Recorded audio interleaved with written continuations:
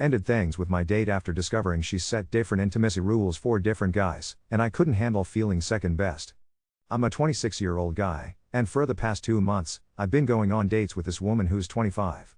Things between us hadn't gotten too serious, so we never actually talked about being exclusive. There was a mutual interest that kept us coming back for more dates, and even though she and I were both seeing other people, I felt a stronger connection to her. I'd gone out with a few other girls in the same time frame, but none of them really sparked anything for me, so I found myself naturally focusing on her, hoping things would progress in a good direction. From the start, she was upfront with me. She told me she was also seeing someone else, and although I hadn't met the guy, I respected how transparent she was about her situation. On one of our early dates, she mentioned that she was looking for something serious and that she wanted to wait before getting physically intimate until she felt truly comfortable. That wasn't a big deal to me. I've not had a high libido lately, so I agreed, and we took things slowly. Just the other day, though, after almost 2 months, we finally slept together for the first time. In that moment afterward, while we lay there talking, I found out that she'd already had sex with the other guy she was seeing. I know logically it isn't any of my business, but I couldn't help but ask for more details. She shared that she'd been seeing him for about 2.5 months, so a bit longer than me, and that they'd slept together pretty early in. What really hit me wasn't how many times they'd hooked up, but the fact that their first time happened about a week after they met. I tried to be cool and open-minded about it, to act unbothered, but the truth is, it ate at me. It made me feel like I was being treated as a second choice, like she saw me differently than she saw him. My confidence took a pretty big hit, even though I didn't show it at the time. I just played it off. But that feeling wouldn't leave me. The idea that she'd felt that immediate spark with him, but with me, needed months to feel comfortable, genuinely hurt me. It felt like I was the consolation prize, and that nagging sense of being less than at my ego. Yesterday, I reached out to her and told her exactly how I felt. I couldn't deal with the uncertainty or the blow to my self-esteem, so after sending that message, I blocked her. I didn't even wait to hear what she had to say back. I wasn't looking for her response, I just needed to protect myself and my emotions. Looking back at how things played out, I realized why it hurt me so much. When we first met, she was clear about seeing both me and the other guy, and when I asked what her expectations were around sex, she said she wanted to wait until she felt the connection and comfortable enough to take that step. I didn't press her, but deep down, it felt like she was using the time to figure out who she liked more, who was a better option. Even though I had gone out with other girls, nothing ever went further than a date or two. There was no sex. I'm the kind of person who also needs a bit of connection and spark, and part of the reason I kept dating others was to see if what I felt for her was real. When I realized it was, I stopped seeing anyone else and focused on her. All those details only came out after we finally slept together, which made it hit even harder. I'd always assumed that both of us were being held to the same standards, that maybe she felt a similar attraction to both him and me. But realizing she didn't wait with him, that she felt the connection right away, made me question everything. I'd tried initiating intimacy a couple of times before, but stopped whenever she told me she needed more time, always respecting her boundaries. Knowing she had already trusted that other person enough to be intimate so quickly, while with me it took so long, really bruised my ego and confidence. It made me feel a little like I'd been the second choice all along, and once that thought took root, I just couldn't shake it. Was it too much to block her? Maybe. But I had to do what I needed to do to move on and protect myself. Things slow. Taking her at her word, I believe she and I were on similar wavelengths about intimacy. Of course, there are always differences from person to person, but I took her answer at face value. When she said she was seeing Niall, I genuinely interpreted that in a non-sexual way, especially given her earlier answer. That assumption was, admittedly, my mistake. Tina was actually the one who casually suggested that I could see other people as well, to experience what things were like and decide who might be the better partner for me. Her suggestion didn't come from a place of malice, it simply made sense at the time. So, as she'd suggested, I dated a few other women. As I'd shared, none of these dates ended in sex. Some might take that as a loophole or claim I would have done so had there been a spark. Honestly, yes, I probably would have. But, had that happened, I would have wanted to be exclusive with that person and stop seeing others. That's a key difference for me. Ultimately, I didn't really connect deeply with anyone else. The strongest spark, the real connection, was with Tina, so I focused my attention solely on her. I want to be clear, I shared all of this with Tina. I told her I hadn't shared any physical intimacy with those women. That would have been a perfect moment for her to open up about any ongoing intimacy with Niall. She didn't reveal a thing. I'm not sure if she thought I already knew or if she deliberately chose to leave out the detail. For the next month or so, Tina continued seeing both Niall and me, while I stayed under the impression things were progressing well between us. I didn't pry about her status with Niall after all, I wasn't entitled to every detail. But during that time, I did initiate sex a few times. I know I mentioned not having a high libido, but it's definitely not totally absent. No matter what some people want to believe, I have my needs, and more often than not, took care of them myself. She always insisted she needed more time, so I respected her boundaries and left it at that. Everything shifted recently after we finally had sex at my place. In that raw, intimate moment afterwards, I found myself showering her with praise and happiness, genuinely believing she'd chosen me over Niall. That's when she started telling me about her ongoing relationship with Niall and how they'd already been sexually active. I asked some pointed questions and pieced together, indirectly, that she'd only slept with me now because Niall had been out of town for a few weeks. I have no issue with her past, but it's her present choices that stung. My ego and confidence took a direct hit. Why wouldn't things be slow with me if she already had that type of connection with someone else? I realized I was the second choice all along. I could have grilled her for more details, but it was late, and she left for work early the next morning. Alone, I reflected on everything. I didn't want to overanalyze, accuse, or ruin how I saw her in my mind. So, I sent her a long, honest, and vulnerable message, letting her know I wasn't willing to share her and that I needed to cut her off. I blocked her more out of self-preservation than anything else. I genuinely prefer to believe it was the circumstances, rather than deliberate manipulation or malice on her part, that led to this. That's the truth as I lived it. I hope someday I can share a happier update. And to those who offered me genuine advice, thank you, it means more than you know. I wish you nothing but the best. Update 2. I didn't expect to see either of them again. I kept my head down, threw myself into work, and tried to convince myself that blocking someone could be a clean cut if I didn't pick at it. Then Sunday morning happened. I went to a cafe I used to like before all of this quiet, good coffee, the kind of place where you can't hide behind a laptop and pretend the rest of the city doesn't exist. I was standing there waiting for my drink when I heard my name the way someone says it when they weren't planning to. I turned and Tina was 2 people behind me, half a step out of the line, eyes already glassy. Next to her was a guy I didn't recognize at first, tall, navy jacket, the kind of calm posture that reads as either confidence or shock. He said, "You're my name, right?" and introduced himself before she could open her mouth. It was Niall. We stepped outside because that line got very interested, and for a minute it was 3 people trying to agree on the shape of the same story. I'll give him this, he was composed in a way I wasn't expecting. He told me he knew my name because Tina had mentioned me as someone she cared about, but he had assumed I'd been a first dates and nothing more situation months ago. He said he'd been out of town because of a family emergency. His mom had surgery, he flew back to help, nothing scandalous, and before he left, he and Tina had a conversation where, according to him, they both said they were taking each other seriously and not sleeping with anyone else. He said it like he wasn't trying to prove anything, like he was just trying to get his footing on a floor that was moving. I didn't have it in me to dance around the timeline. I told him plainly that Tina and I had slept together last week. His face changed in that small way men try to keep steady, not an explosion, just a little crack when it lands. Tina jumped in then. She started talking fast, too fast, trying to pull disparate threads into one sweater. She said she hadn't been lying when she told me she wanted to go slow. Back in December she had an abnormal pap, a follow-up, more waiting. She hadn't wanted to bring that into something new. She hadn't wanted to sit across from me on a second date and say my body is scaring me right now and watch my face. She said she got cleared at the end of last month, and then she tried to explain the other choices as if making a timeline could make them kinder. She said she slept with Niall early because it was easy and reckless in a way she hadn't been in a long time, and it got away from her. She said she kept me slow because she liked me in a way that felt like a real life, and she thought keeping the physical peace contained would keep her clear-headed.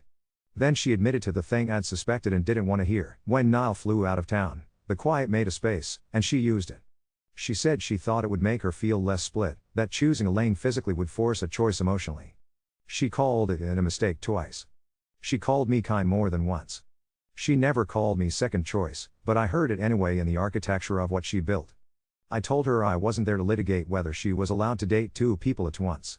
I said I was hurt because intimacy had been handled like it meant different things depending on who was asking, and I wasn't told it in words that matched what was happening. I told Niall I didn't have anything against him. He nodded and thanked me for being straightforward. Tina tried to keep me there, Not in a dramatic way, just standing small and asking for a conversation I didn't have the capacity to be gracious about. I told her I meant it when I said I couldn't share her and that I wasn't going to unspool this any further. Then I left. It felt less like storming out and more like stepping off a train that wasn't stopping anyway. I thought that was the hard part. A few hours later, I got a message on Instagram from Niall. We weren't connected, but he found me. It was polite.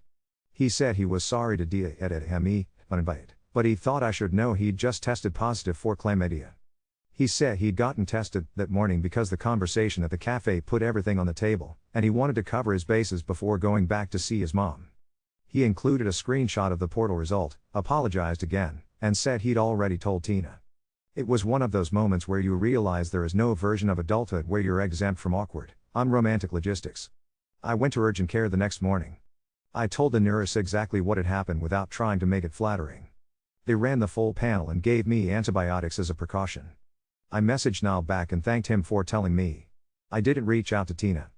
2 days later, my results came back negative, and I still felt a residual hum in my chest that wasn't about infection at all. It was about the way things got sorted in other people's heads before you get to weigh in. There isn't a neat bow here. I'm not angling for forgiveness or revenge. I had changed the blocks I needed to change, and put distance in the places that were still open doors. If anything good came out of this, it's that I learned how hard it is to hear I wanted different things with each of you without making it a referendum on your worth, and how necessary it is to ask for the exact words anyway. I'm not angry in the dramatic sense. I'm not going back either. I'm just taking the careful parts of this with me and leaving the rest on that sidewalk where we all finally told each other the truth. Update 3. A week went by where nothing dramatic happened, and then Friday night tipped something over I wasn't expecting to still be balanced. A coworker texted about a small gallery opening in a warehouse space too, and neighborhoods it over. Free wine, early enough that I could still be home before midnight, and the kind of thing I used to say yes to without checking my pulse. I went because saying no had started to feel like shrinking. The room was white walls and cement floors and twine-strung bulbs pretending to be stars. In the front there was a table of sweating bottles and crackers that turned to dust the second you looked at them. I did the aimless triangle you do with those things: wall, wine, pretend to read a label like it's going to change you, and I got stopped by a familiar last name. On the card, next to a framed print. Not a common one. Hers. I stood there longer than I meant to. The series was tight and quiet. Grainy waiting room corners, the tie of a hospital gown knotted too tight, a potted plant so plastic you could hear the squeak if you touched it, a navy jacket on a hook, sleeve folded in like a man had shrugged out of it mid-thought. In the fifth frame, there was a kitchen counter caught in soft afternoon, chipped ceramic mug with a hairline crack you'd only know if you'd washed it 100 times. Mine. She'd shot it oblique enough that a stranger would see the light on ceramic. My body read it like a face. I didn't move until someone stepped into that small space you leave around strangers. It was Niall. No jacket this time, just a blue shirt 3 shades lighter. He looked at the same frame and said, quietly, "That's my jacket," and then glanced over like he was waiting for a switch to get flipped. I nodded at the mug. My coffee. We both exhaled in a little broken laugh that wasn't really about humor. It was about understanding we weren't crazy, we were the furniture of somebody else's thesis. We didn't make a plan to talk to her. We didn't need to. She saw us because of course she saw us, the way a person can sense the exact draft of a door opening on a night they are already cold. There was a moment where I thought she might duck into the back and not come out, and then she walked straight over. No dramatics. Just the kind of steadiness people use when they know falling apart would be a kind of performance too. "I didn't think you'd be here," she said, eyes flicking between what we were looking at and our faces like she was taking a measurement. I told her I hadn't either. I told her I recognized the mug. Niall said, not unkindly, that he recognized the jacket. She started with a legal explanation: no names, no faces, public spaces, private objects made anonymous, but stopped herself halfway through it because she heard how hollow it sounded out loud. "I should have asked," she said, and for once the words felt less like a defense and more like air leaving a room. "I told myself it was about me and my body and the waiting, and it is, but I used you to hold it up. I was careless with that." There was a little artist talk scheduled on the printed program by the door, 10 minutes and a Q&A. I don't know if she was planning to do the version of it that gets you clapped politely back to the wine table. She didn't. She stood under a single track light that made everyone squint and said that she had been afraid in a medical way and a romantic way, and she had tried to build a controlled experiment out of people who didn't sign up for it. She said she made a show because sometimes arranging the pieces is the only way she knows to say sorry without making it another ass. She didn't use our names. She did use the word harm. We didn't wait for people to tell her it was brave.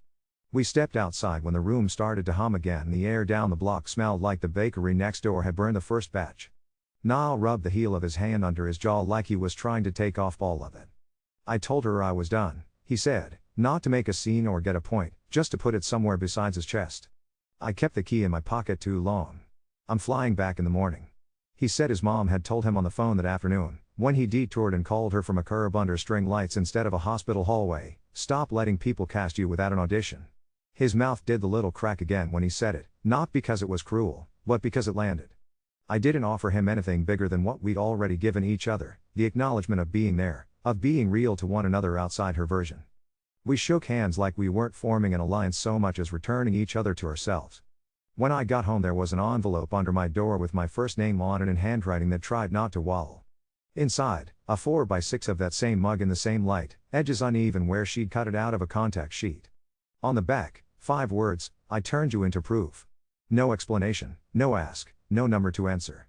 I put it in the drawer with the batteries and the spare keys, the limo drawer, the place for things you don't want on the counter but can't throw away without pretending they were never real.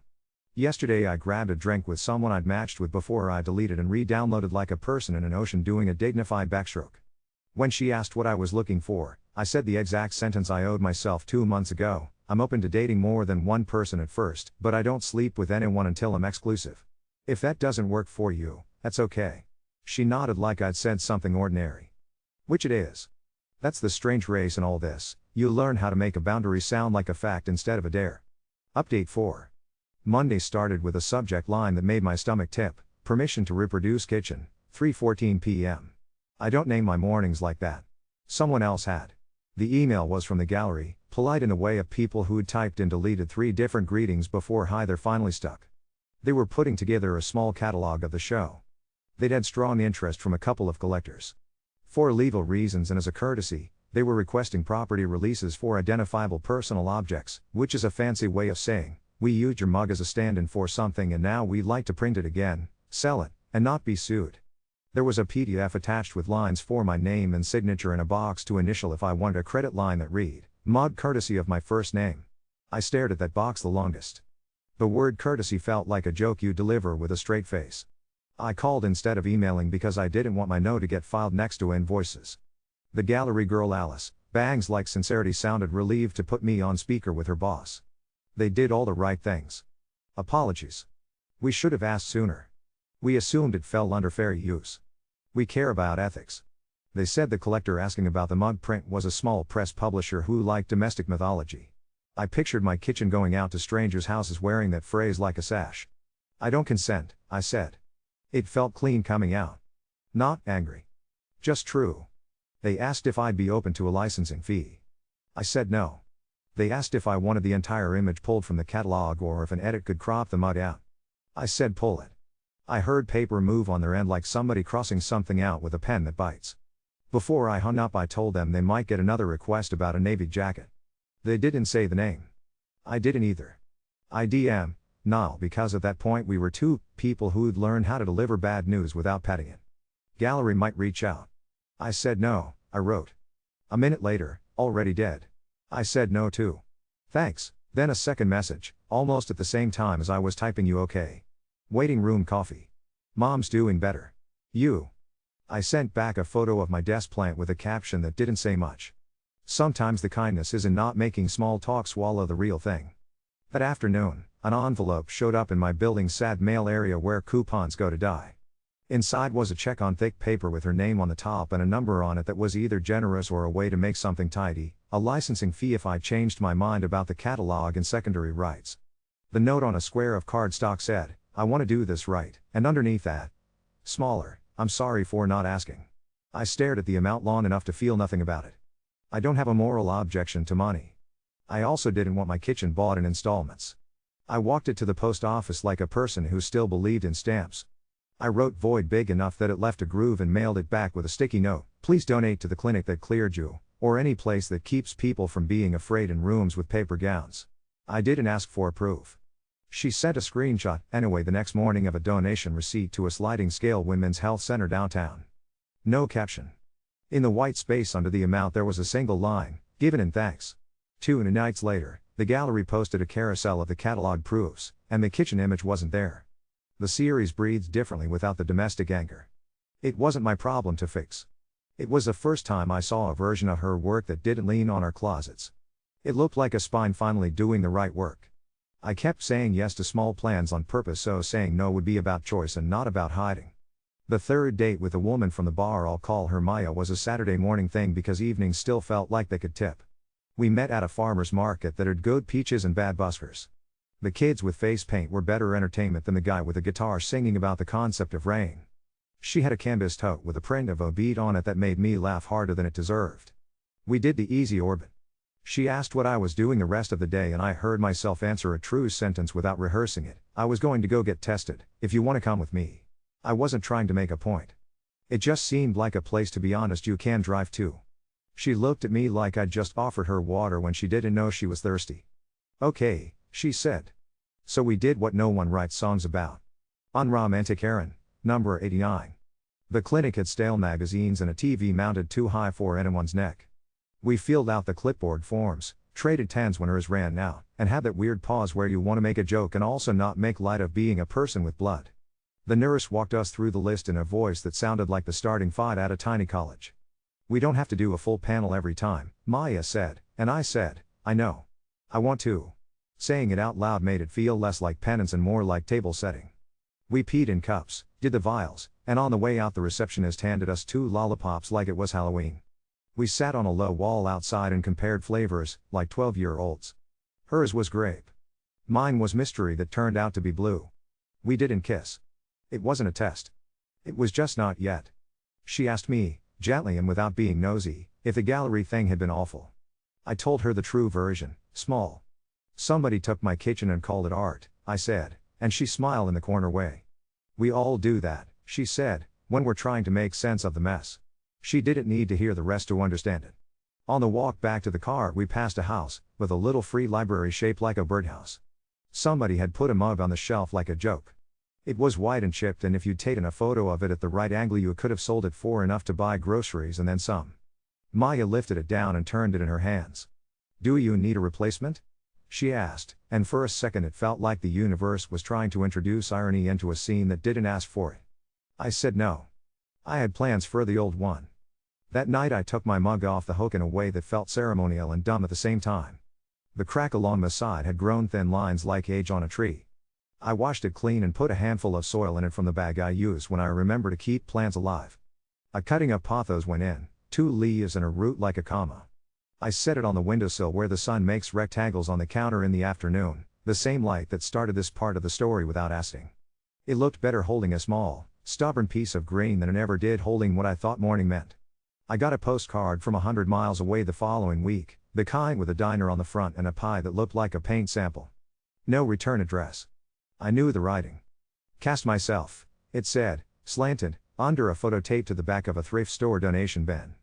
The navy jacket folded on top like a flag. No commentary. Just a decision. I put it in the same drawer as the photograph she left, which is starting to look less like limbo and more like a museum of things I made peace with. The last bit of administrative theater came on a Wednesday when the gallery forwarded me a final proof of the catalog for review. It's funny how official people make closure look when they need your initials. I flipped through quickly. In the credits there was a line, wasn't there before, with gratitude to those whose lives intersected this work. Any harm named here belongs to me. It didn't make me feel anything big. It didn't owe me that. It read like somebody finally decided to hold what was in their hands. There's a very particular quiet that settles in when the things with your name on them go back to being only yours. It's not triumphant. It's not even relief in the way movies do relief, with a sigh and a swell of music. It's more like the sound your apartment makes at 3 a.m. When the fridge stopped humming and you realize that even silence has been working. I'm still seeing Maya. We're careful without being complicated. We both like the ordinary plays, grocery runs, a soccer game on low, the way the hallway mirror always shows you a softer version of your face at night. I use a different cup for coffee now. The plant in the old one leans toward the sun whether I'm looking or not. That's the grace I keep finding, the leaning happens even when you don't narrate it. The boundary holds even when no one is there to clap. Update 5. The new leaf on the pothos uncurled on a Thursday like it had read a calendar. It wasn't dramatic, just the pale green of it, thin as a fingernail, finding its shape. I took a photo and didn't send it to anyone. I made coffee in the mug that isn't a story and answer emails that didn't need me to be anything but competent. Meyer asked if I wanted to come to her friend's birthday thing that night, the kind where everyone ends up holding paper plates and guessing how old the dog is. I said yes because yes has started to feel less like a risk and more like a regular verb again. The apartment had those Christmas lights that never come down in May, and somebody had put a mixing bowl of sangria next to a stack of red Solo cups like a warning and an invitation.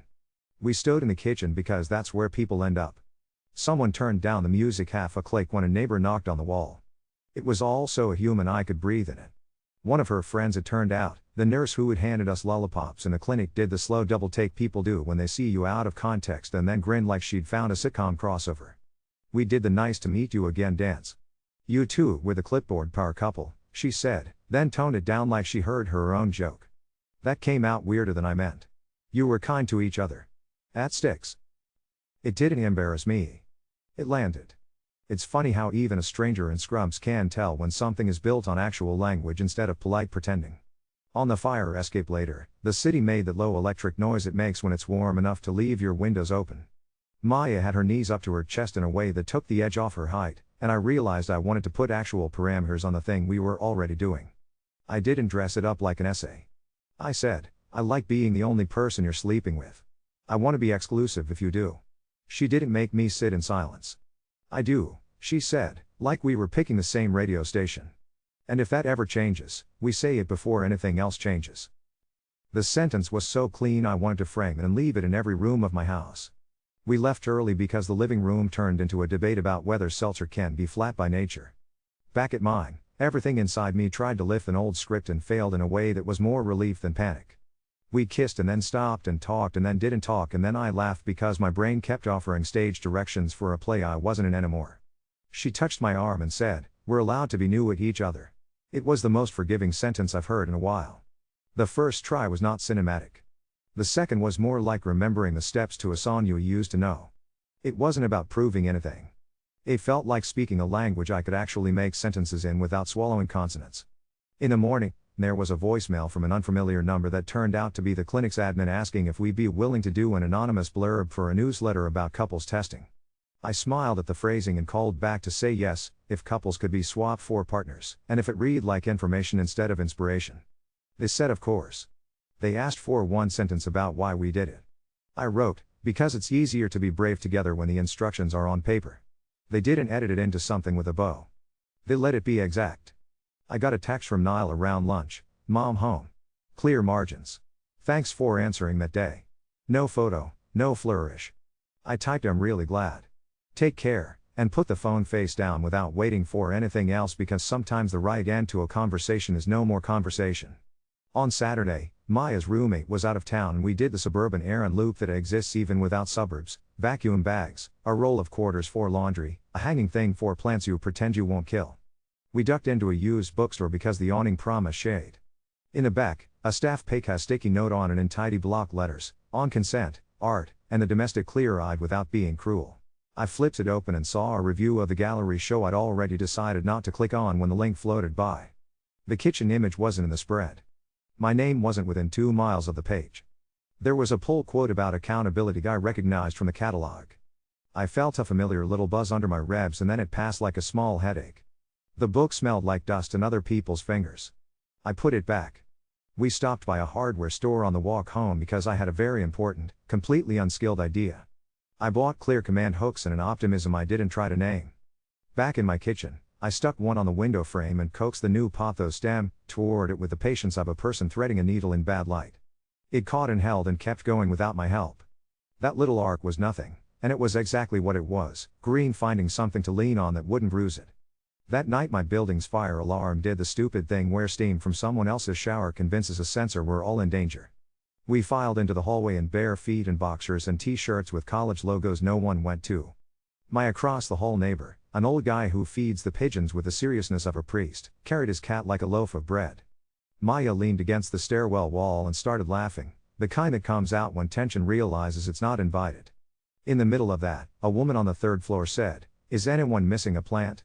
and held up a little vine in a plastic cup like lost and found, at a school fair. It wasn't mine. But I knew the exact shape of caring about a small, stubborn thing while chaos tried to make a case for itself. When the alarm stopped, we went back inside. I made tea. She took off her earrings and put them on the counter next to the mug with dirt in it. We didn't narrate any of it. We didn't need to. The quiet felt worked for, not borrowed. I know crazy is supposed to mean twists and sirens and other people's names showing up in your phone. This is the version I'm keeping, the kind where the plot point is two people making a rule in a stairwell and keeping it 12 feet later in a kitchen. The leaf keeps going whether or not I hover. The hook holds without anyone clapping for it. That's enough.